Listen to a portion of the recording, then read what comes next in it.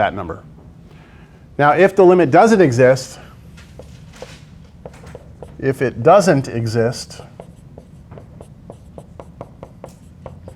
we say the integral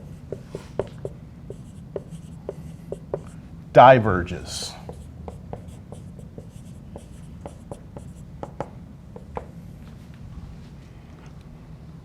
So when we're talking about improper integrals, right, of type 1, it's going to turn into a limit. If the limit exists, we say it converges to whatever that number is. If it doesn't exist, we'll say it diverges. Let's do an example. Our first example, classic example to start. Integral 1 to infinity 1 over x squared dx.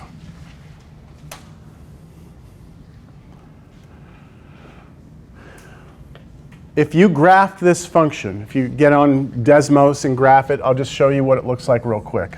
It looks like this.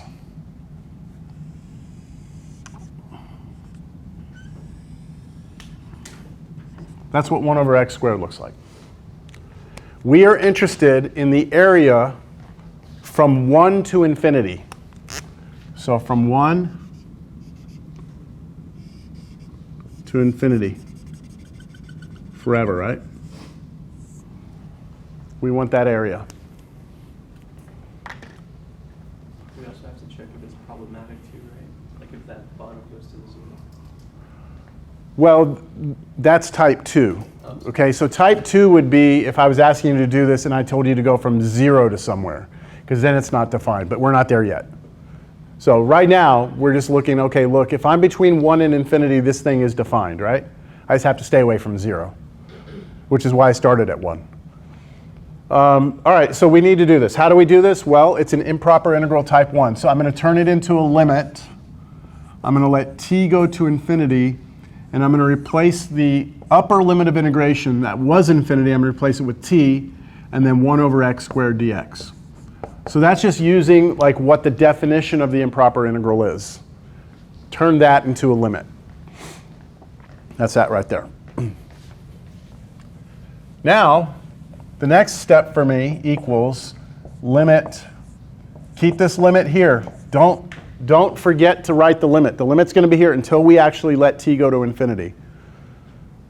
So the next thing for me to do is to figure out what this is. Right? So I need the antiderivative of 1 over x squared. Remember, this is really x to the negative 2, isn't it? What's the antiderivative of that?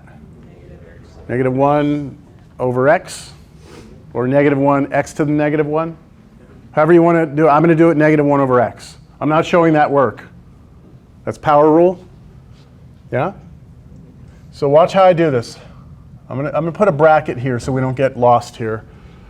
I'm getting the antiderivative of that, which is negative 1 over x. And then I have to evaluate that from 1 to t. I'm using the fundamental theorem of calculus, right? The antiderivative of this, I take the antiderivative, and then I put the evaluation bar, I put my two limits of integration, my 1 and my t, right? This is equal to limit t goes to infinity. Now, when I do this part, I know I have to do two things and subtract the answers, right? So I'm using that fundamental theorem of calculus. What do I plug in first? Bless you. What do I plug in first? T goes in first. Okay, so you're replacing x with t. It's not a number, but it's a variable, right? So replace this x with t, you get negative 1 over t. And then you plug in the 1. So you get negative 1 over 1. Right? I'll just clean this up. We're pretty much there, but I'll just clean it up. This is equal to limit t goes to infinity, and then I have negative 1 over t plus 1, like that. And at this point, I let t go to infinity. If t goes to infinity, -1 divided by infinity heads to where? 0, right? Because the top is fixed, the bottom is getting huge, and so anytime you have a fixed number over a number that gets big, that goes to 0. So this basically vanishes away to nothing when I take this limit, and all I'm left with is 1. So it converges.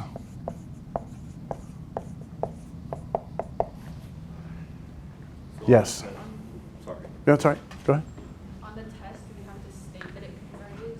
Can we just put I will say it converges. I mean, I will tell you to state whether or not this converges or diverges.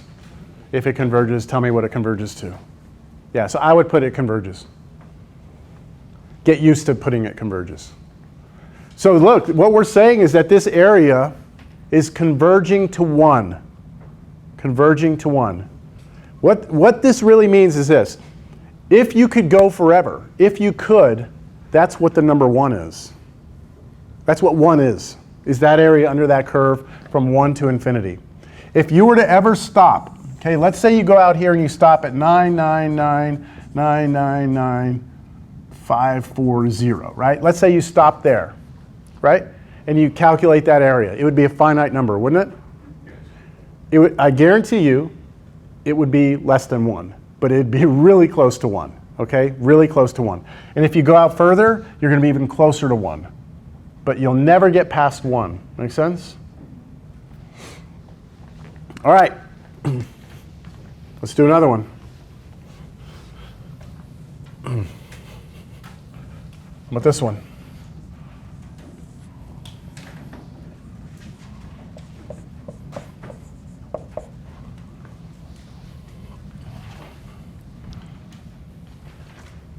One over x. The graph of that is similar to 1 over x squared. It looks like this, though. It goes like this, and then like that. And we're going to go here to 1, and we're going to find that area that goes forever down that way. Yeah? Limit. Convert it to a limit. T goes to infinity. And we're replacing the infinity with t, 1 over x dx. You need to know now what the antiderivative of 1 over x is, which we all know, right? It is natural log, right? So this becomes limit. T goes to infinity. I'm going to put a bracket, just kind of get used to this. The antiderivative of that is natural log. Shouldn't it be natural log of the absolute value of x? Yes?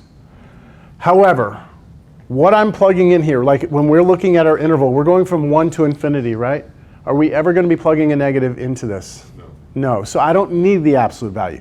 It's not wrong to put it, but you don't need it because of your restriction on your 1 to infinity. So I'm just going to put natural log x. Now my evaluation bar, 1 to t, right? 1 to t.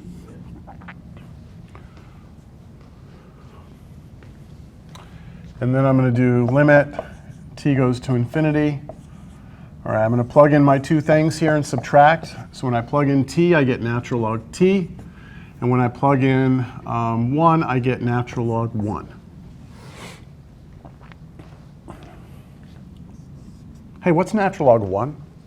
0, right? So that's 0. So I'm really just doing the limit. The limit as t goes to infinity of natural log of t, right? That's what I'm doing. What's that limit?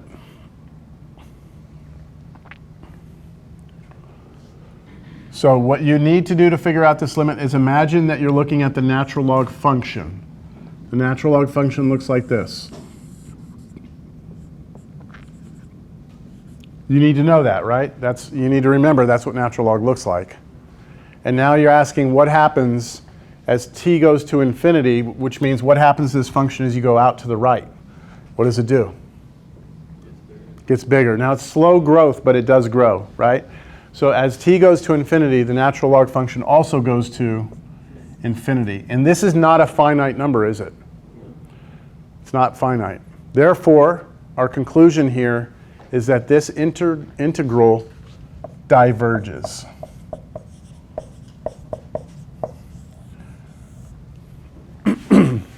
The area is unbounded. So it's kind of like, you know how on this one I said the further you go out, the closer you'll get to 1, but you'll never get to 1? This one, what's happening is the further you go out, if somebody makes an argument like, hey, that area is never going to get past 1 million. If they're saying, look, this area will never get bigger than 1 million, I can actually go out far enough to make it be bigger than 1 million. So then someone says, well, it will never be bigger than 2 trillion, and I can go out far enough to make it bigger than 2 trillion. You give me any number, I can go out far enough and make it bigger than that number. Do you see what I mean, difference between these two? Okay, let's do another one.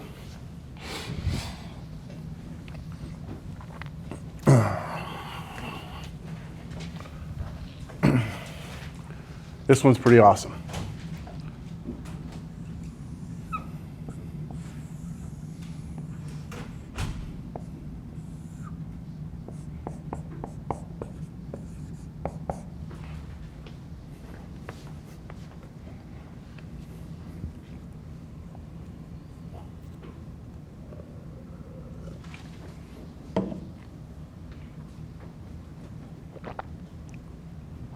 The graph of this function looks like this. You'll just have to trust me on this one.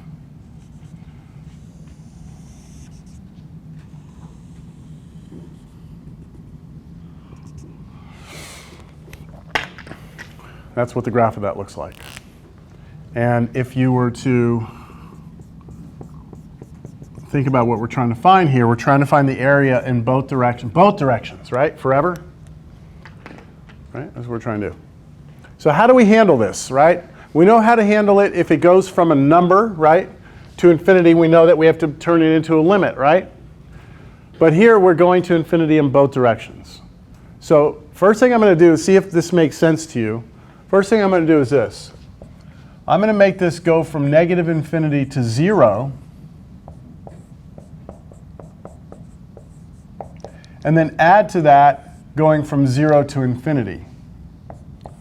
I'm using a property of integrals there, aren't I?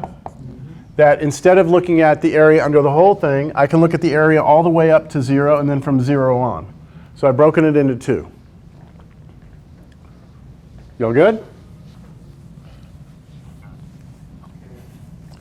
Now this equals, now what I'd like for you to do now is leave some space, quite a bit of space, and then put plus here. I'm going to write limit t goes to infinity, integral 0 to t of 1 over 1 plus x squared dx. That is me doing this one over here the way that I've done the ones before, right? I left 0 as 0. I replaced infinity with t, right? And then I rewrote the integral. Yeah? But I still need that first integral, this one. So the way I'm going to do this, I'm going to have to use a limit as well, because this is a negative infinity. So I'm going to put over here limit. I'm not going to use t again, okay? Because t is already being used here. I don't want to confuse it. So I'm just going to pick some other variable and let it go to negative infinity. I'm going to pick r. R is going to go to negative infinity. Can somebody tell me what the integral will be, what the limits are? What's the bottom? What's the lower limit of integration? We're doing this one, right? So the lower limit is r, and then the upper limit is 0. And it's still 1 over 1 plus x squared dx, right?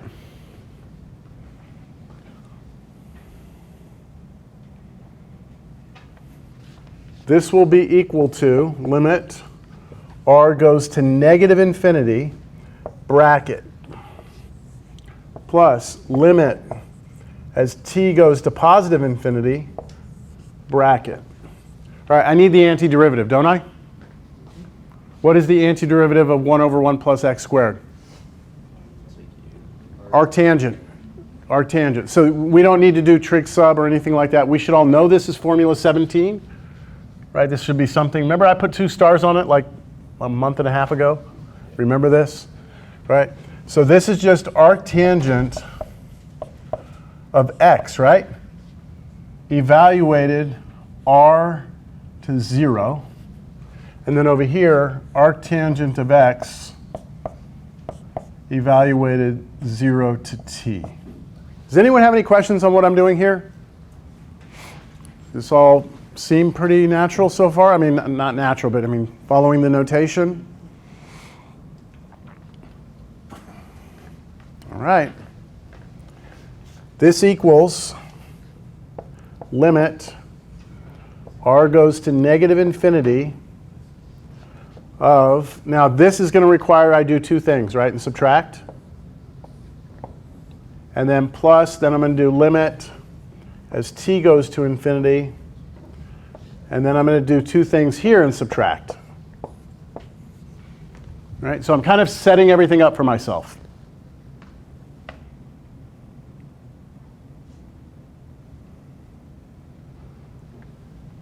First I plug 0 in.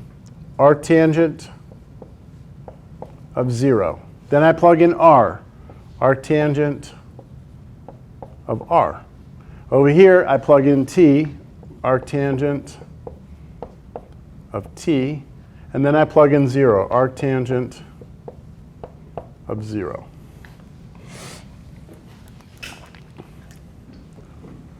Let's take care of the things that we actually can figure out from what we know from pre-cal and from Cal 1, I guess. Pre-cal, really. The inverse tangent of 0. So I want us to take a moment to think about this. When you say, when I say, I'll do it right here. When I say inverse tangent of 0, this answer should be an angle, theta. I'm going to say theta. It should be an angle, right? It's really saying, this question right here is really saying tangent of what angle gives you 0.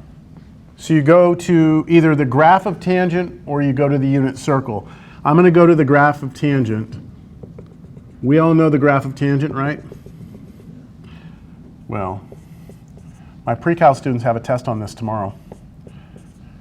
So the graph of tangent has this right here, and it goes, right? That's what tangent looks like. That's the tangent function. So at what angle do you get 0? 0, right? Tangent of 0 is 0. So what's our tangent of 0? 0. Tangent of what angle gives you 0? Well, tangent of 0 gives you 0. So these are zeros, yes? 0 here, 0 here. So here's where I am. I'm going to bring this up here. I don't want to erase, so it's over there yet. Okay, so this is gone. So all I have is this. I have equals limit. R goes to negative infinity. This was a 0, right? Minus, don't forget this minus. So I have here minus inverse tangent of R. I'm making a phone call in my pocket and I didn't even realize I was making a phone call.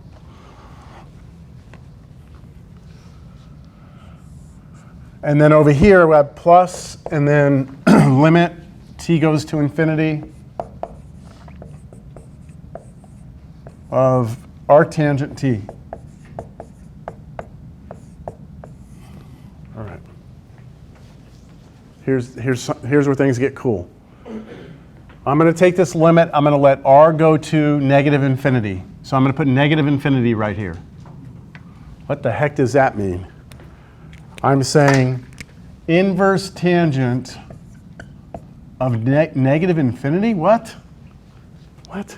This is really means I have some angle here, right? And what I want to know is tangent of what angle, right? Tangent of what angle gives you negative infinity? Well, there is no angle that gives you negative infinity, right? But in the sense of a limit, what angle do you have to get closer to in order for your function, your tangent function, to go to negative infinity? Negative pi over 2, right? Look at the graph of tangent is headed to negative infinity, right? Down there. This is negative infinity down here. And it's getting closer to negative infinity when you get closer to this angle, right? So as the tangent function gets closer to negative pi over 2, the function's value drops to negative infinity. So this is saying, hey, at what angle am I getting closer to negative infinity? Oh, at the angle negative pi over 2. That makes sense? What about the repetitive nature? Because tangent keeps making, so do you count each? Okay, so the question is, wait a minute, hold on. Doesn't tangent have an infinite number of these things? Yes, but in pre-cal, we learned that when you define an inverse trig function, you automatically have to restrict the domain. Otherwise, you would have that problem, right? So we all agreed, we meaning humans, agreed that when we talk about the inverse tangent, we're talking about that piece of tangent and only that piece of tangent. Do you remember with the sine function, we have the same problem? Sine goes forever, so we cut it, we restrict the domain so that we can talk about the inverse. Okay, so this is the only one we're looking at. So that means that this becomes, this whole limit, right, becomes, well, wait a minute, I went too fast there. This right here was negative pi over 2, right? But in front of it was a minus sign. Plus, now over here, now we let t go to infinity, right? So what's arctangent of infinity? Same question, but positive infinity this side. So what is it? Pi over 2, right? So this is pi over 2. And if you put those two answers together, you get pi over 2 plus pi over 2, which is pi.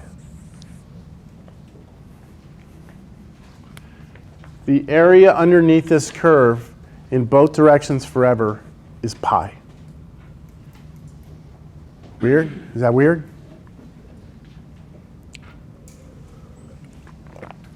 So look, you know how, there's different ways to define pi, right? Pi, by definition, is the circumference of a circle divided by its diameter. That's one way to define pi. Take any circle, draw a circle, take its circumference, divide it by its diameter, and that's pi. That's the classic definition of pi, right? What we just showed is that you could also define pi to be the area underneath this curve if you go in both directions forever. You could define pi that way if you wanted to. Weird, huh? Yeah? Well, it converges to pi, right? It converges to pi, but when I put this up here, I'm saying, imagine this graph that goes forever, right? The area under that is pi. It goes forever, right? So that's exactly what pi is. Well, pi is a repeating decimal, right? I mean, it's a non-repeating, non-terminating decimal, right? Pi goes 3.1415, blah, blah, blah, blah, right? If you did this integral, and let's say you went from negative 100 to 100, you would get an approximation for pi. Maybe you would get like the first 3 decimal places correct. But if you went negative 1,000 to 1,000, you would get more correct decimals. And if you went, the more you go, the more decimals you get. Does that make sense? And you can go as far as you want to go, right? As far as you ever want to go. Yes? So on this interval, it will approach pi, but it won't ever equal it, correct? I think that's the same question, right? This will approach pi, but will never equal it. Well, what's pi, though? Pi, what I was trying to argue was this number itself right now goes on forever, right? So what's pi? If you tell me what pi is 3.1415, blah, blah, blah, blah, blah, blah, at some point you're going to have to stop, right? Now, we know it goes forever, right? But you would have to stop if you were telling me what pi is. With this, I could tell you what pi is too. If you wanted to know like the number, I'd have to stop eventually, right? And then I would have a decimal approximation, and you would have a decimal approximation. If you went further decimals, I would go further on that. So I think we both know pi the same way, don't we? Like you have this, I have that. You want more decimals, you tell me more, I tell you more my way. So they are the same, right? It converges to pi. All right.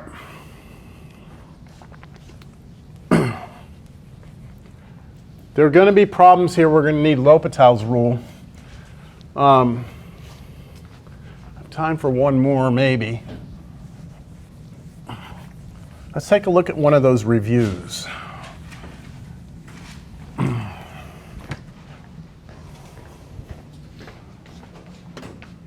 Maybe. I don't know. I might have closed these out.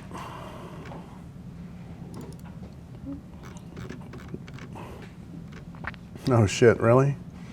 Okay. Let's at least look at this one.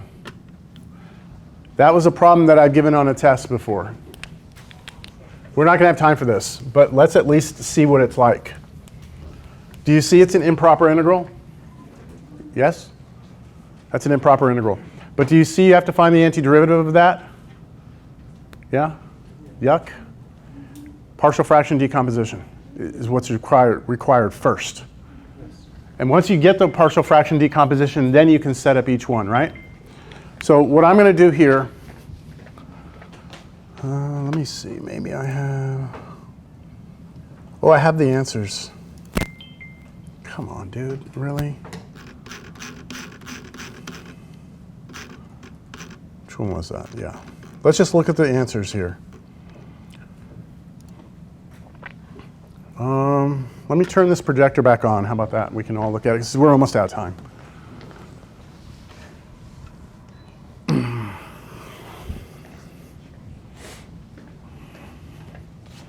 We'll turn out the lights.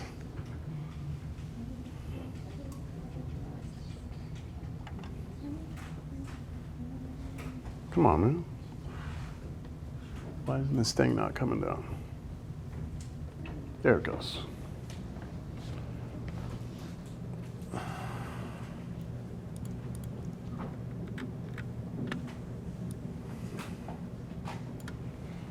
All right, so I took the integrand, right? I had x squared, so I put a over x plus b over x squared. And then this right here is a repeated linear factor, so I had to do c over x plus 2, d over x plus 2 squared. And then I did this, expanded it all out, and then I started matching coefficients and eventually got a system of equations. I probably solved it by hand, but remember on the exam you're allowed to use your calculator to do this, right? And then I solved that system and I got my answers there for A, B, C, and D. Will there be any questions like that where it will be a bad use of time to solve it by hand? Where it would what? Where it would be a bad use of time to solve it by hand instead of a calculator? I would say for anything where you have more than like 2 equations, 2 unknowns, if it's 3 equations, 3 unknowns, or 4 and 4, go to the calculator. Just also because you're less likely to make a mistake, right? Like a little mistake. So, all right, so I set it up, right? I got my A, B, C, D, whatever, and then this is what it turns out to be, all right? Cleans up real nice. And then from this, I found the antiderivative of this. How did I do that? That's just a basic power rule, right? Antiderivative of this is just, again, a basic power rule or basic U sub. So there wasn't even any complicated antiderivatives here. And then I rewrote it as a limit. Here's t, here's 1, and then I had to plug in t, and I plug in 1, so I did that. And then once I plugged in t and 1, I then let t go to infinity, and that goes to 0, and that goes to 0, and then you get this and this, you get 4/3. What do you think? Does that seem reasonable? Yeah. Yeah? Where did I get what? 3. When I plugged in 1 into this, when I plug in 1 into this, I get negative 1 over 1. And I plug 1 in right there, and I get negative 1 over 3. Do you have an example on here with L'Hopital's? I don't know. Let me see. What's the problem before this? I don't think is, yeah, that's not an improper. I don't think there's going to, I'm not going to give you anything on this test that would have L'Hopital on it, okay? So as far as homework, no one has a copy of the book, right, with them. I tell you what, I'm going to have to go to my office and look at my book to tell you what problems out of 6.6 I think you should look at, you know, to prepare. I mean, not to prepare, just to practice. As you can see, though, this right here, this question, right? This question is beyond the scope of the homework problems. None of your homework problems are going to look like this. This is really a test of, do you understand, what do you call it, partial fraction decomposition? Can you do that? And then after you're done, can you actually use the idea of improper fractions? Yes? Yep, everything we went through today. So I would say through type 1 improper integrals. With no L'Hopital, though. I'm going to stay away from anything that has L'Hopital. Nothing from what? Nothing from the Monday coming up? No. There will be nothing from whatever we do Monday will not be on the test. All right, make sure you spend this weekend studying. You know, look at those old tests. All right. What is it? Oh yeah, this last class, I forgot to ask everyone for that problem that I had asked y'all to finish. Some of y'all remembered to turn it in, some of y'all didn't. So if you have it, I will take it. I haven't graded them yet. Just put them right here on the corner of the desk. Also, if you want any of your work back, I've graded things, and you're free to get these. I'm going to put those on here. Okay. Here's old stuff if you want to go through that. Let me turn this off real quick.